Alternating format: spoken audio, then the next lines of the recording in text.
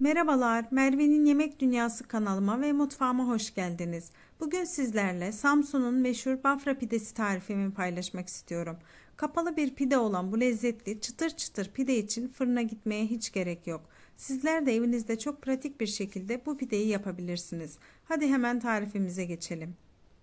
Öncelikle mayalı bir hamur hazırlayacağımız için 1 su bardağı ılık suyun içerisine 1 çay kaşığı instant maya ve 1 çay kaşığı toz şeker ekleyip mayamız eriyene kadar karıştırıyoruz.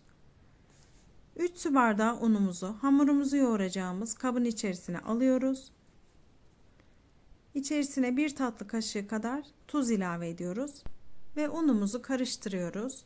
Daha sonra üzerine hazırlamış olduğumuz mayalı suyumuzu ilave ediyoruz ve hamurumuzu yoğurmaya başlıyoruz. Yumuşak mayalı bir hamur elde etmemiz gerekiyor. Ben daha sonra yarım su bardağı kadar daha su ilave ettim. Yani toplamda 1,5 su bardağı su kullandım. 1 su bardağından sonraki suyu lütfen ölçülü kullanın. Hamurumuzun üzerini streçleyip bir bez yardımıyla kapatıyoruz ve 1,5 saat kadar mayalanmaya bırakıyoruz. İç malzemesi için 1 adet büyük boy soğanı küçük küçük küpler halinde yemeklik olacak şekilde doğruyoruz. Soğanımız hazır.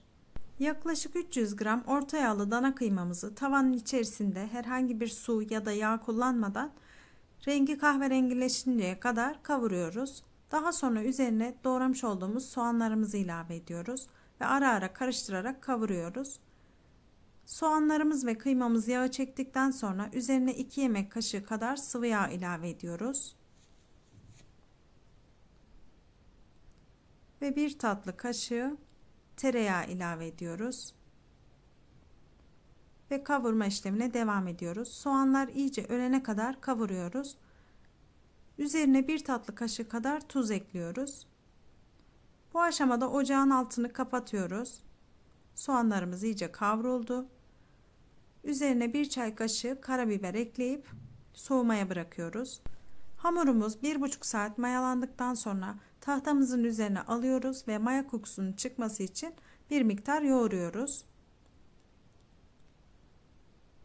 Hamurumuzu bu şekilde yoğurduktan sonra eşit parçalara bölerek bezeler haline getiriyoruz. Ben 6 eşit parçaya böldüm.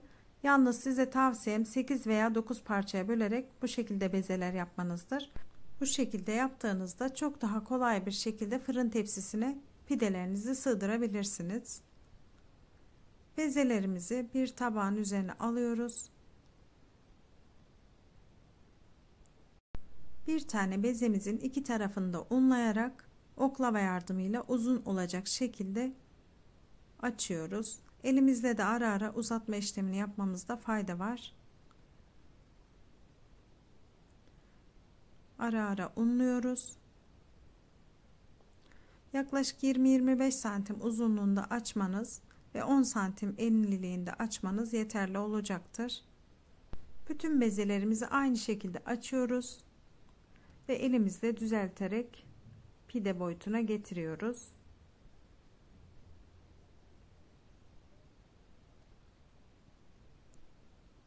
Eğer videomu beğendiyseniz yoruma bir çiçek, bir böcek, bir kalp bırakırsanız çok sevinirim.